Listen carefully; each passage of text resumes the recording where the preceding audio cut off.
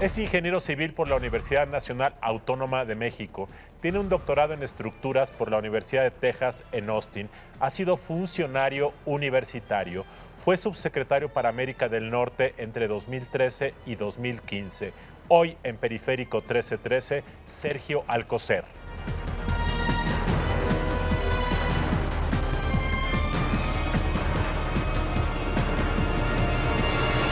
Sergio, gracias por acompañarnos en Periférico 1313. Hemos llevado 3 o 4 semanas hablando de Trump. Eh, ¿Tú crees que es demasiado? ¿Que estamos apanicados más de lo necesario? ¿Que está sobrediagnosticado? ¿Cómo ves el ambiente respecto a Trump en México? Bueno, primero que nada, muchas gracias por la oportunidad de estar contigo y creo que en algún sentido sí ya en los últimos días. Era claro y era de esperarse que los primeros días, por la propia incertidumbre, el propio impacto que tuvo la elección de Trump, pues era de esperarse que hubiera una amplia discusión al respecto.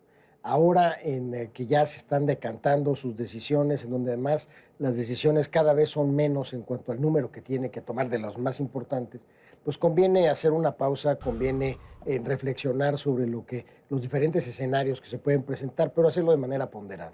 No va a haber muchos más cambios en los próximos días, es que conviene hacerlo con más calma. ¿Cuáles son las principales amenazas que, en tu opinión, puede enfrentar en su momento México? Mira, yo te diría primero que nada que la relación con Estados Unidos necesariamente sufrirá ajustes.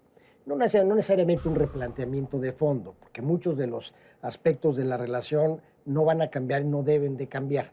El tema o la relación en la frontera, la relación comercial de muchos años de muchas empresas, la propia relación que se da en temas varios como infraestructura y demás, esos van a permanecer y tendrán alguna modificación, pero lo más importante va a ser la manera en que enfoquen los Estados Unidos el comercio con México frente al déficit que tiene comercial con otros países.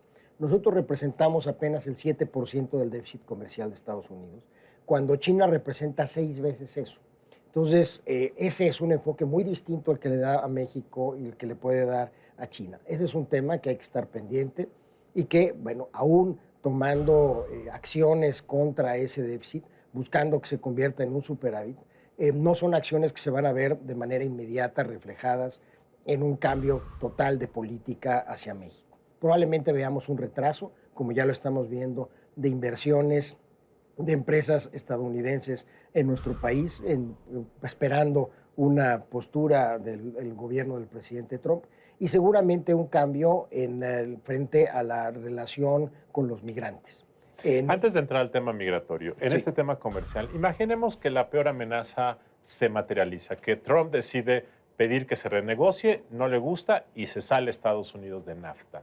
En ese momento, comercialmente, ¿qué pasa? México puede seguir teniendo acceso al mercado de Estados Unidos pagando la tarifa como socio de la Organización Mundial del Comercio, ¿es correcto? Efectivamente, México es considerado como una nación favorecida y esto implica una tasa por medio del orden de 3%, dependiendo del tipo del sector económico. Entonces, mi pregunta es, imagínate que desaparece NAFTA, mantenemos cadenas integradas ya, ¿sería realmente afectaría tanto al comercio bilateral que de NAFTA desapareciera? En promedio, tal vez no, en algunos sectores más que en otros. Sí se vería mermada, no tanto el comercio como las posibles inversiones futuras, ya que verían ese 2, 3, 5, 6% más cara la inversión en México que la que pudieran hacer en Estados Unidos. Mantendríamos los mismos privilegios comerciales con Canadá y naturalmente eso tendría pues una ventaja de que dentro de la integración Canadá sigue siendo parte de la ecuación en ciertos sectores económicos, digamos el automotriz, en donde los tres participan, no nada más México, Estados Unidos, sino Canadá. Ahora, habría que ver qué políticas compensatorias establecería Estados Unidos dentro de su propio país para poder atraer más inversión. Podría ser un cambio fiscal importante, ese sí tendría un efecto de atraer más inversión en Estados Unidos. Eso es muy de los republicanos, muy de su partido. Habría que ver qué tanto apoyo podría tener para lograr ese cambio. Y por otro lado, cómo podría materializar una promesa de campaña que hizo, que es llevar más empleos o recuperar los empleos que Sobre dice este tema perdidos. te quiero preguntar algo, Sergio. Hace pocos días presumió que gracias a sus gestiones esta empresa Carrier de Indianápolis había decidido ya no venirse a México, a Nuevo León, a fabricar, creo que aires acondicionados. Y de esa forma, una inversión que estaba por concretarse no habrá y 1,000 empleos en México no se materializarán.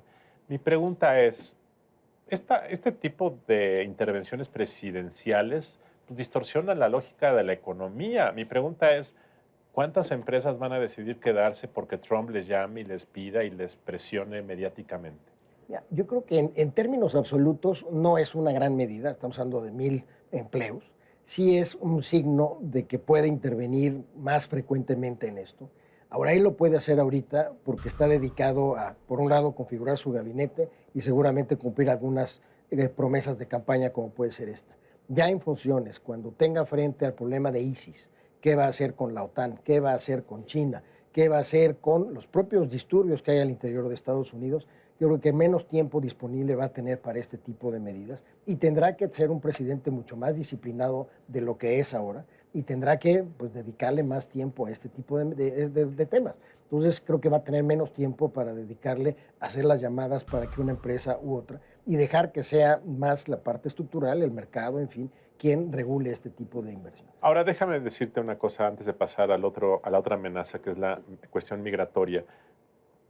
Muchos dicen, pues no, es que México no tiene que hacer nada respecto al tema comercial, pues nosotros tenemos que seguir haciendo lo que hacemos, exportar, importar, porque no nos interesa a nosotros cambiar NAFTA. Bueno, hay quien dice que sí, pero en general no. Hasta esperar hasta que un día Trump nos diga, quiero renegociar. ¿O México sí debe prepararse? ¿Qué debemos hacer? Yo creo que México tiene que estar preparado para varios escenarios. El escenario que tú planteabas, que es salirse totalmente del tratado, o bien tomar la vía, que sería la más sensata, de los acuerdos laterales complementarios al Tratado de Libre Comercio, que nos permita tocar los temas que no están incluidos en el tratado, o que nos permita perfeccionar los temas que están incluidos en el propio tratado. Y esta sería una salida en donde los tres países podrían aportar para que estos acuerdos complementarios se puedan dar. En este momento sí debemos de tomar cartas en el asunto para planear la movilización que debemos hacer como gobierno, como sector privado, como sector académico, con los pares en Estados Unidos. Las empresas que tienen amigos allá, los académicos que tienen amigos o las instituciones académicas que tienen amigos allá, lo mismo que el caso del gobierno, para identificar cuáles son aquellos escollos o aquellas personas que conviene convencerlas y con qué argumentos debemos de convencerlos de que sería un error para Estados Unidos salirse del tratado. Sergio, ¿no te parece que es inaudito estar platicando después de 20 años, 22 años que entró NAFTA y que todos los indicadores sugieren que ha sido un gran éxito? Que ahorita tengamos que ir a convencer a las poblaciones de Estados Unidos de que esto es así. Entiendo que ciertas zonas se ha perdido, pero ¿por qué ha sido tal el éxito de NAFTA en los hechos y tal su fracaso en la percepción de la opinión pública?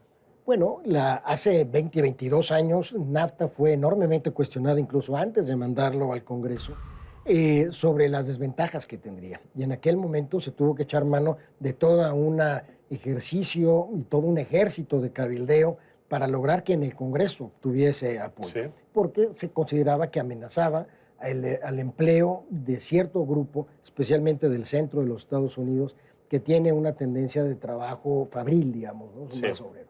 Es ese grupo que sí ha sido desplazada en términos laborales, no por el tratado, sino por la sofisticación, la tecnologización del trabajo, que hay incremento de la tecnología, la robotización, que ha desplazado esa mano de obra.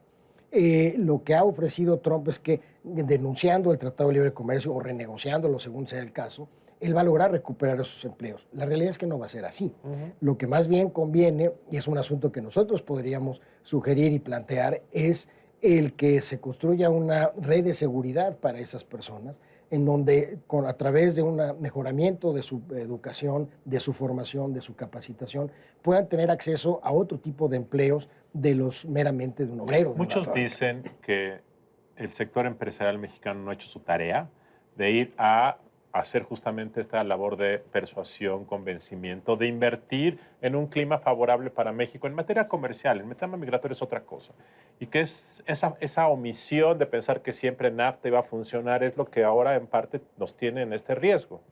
Yo te diría que hace un par de años este riesgo no existía. Entonces, el poder invertir en esto no tenía mucho sentido. Ciertamente ahora es toda la lógica del mundo hacerlo, no únicamente del sector privado para con el americano, y viceversa, puesto que esta integración económica que ha sido productiva para los dos países, pues debe de fortalecerse en la medida que los dos sectores privados, mexicano, estadounidense y también el canadiense, puedan hacer su labor de convencimiento con los tomadores de decisiones y sobre todo presentando información de carácter objetivo.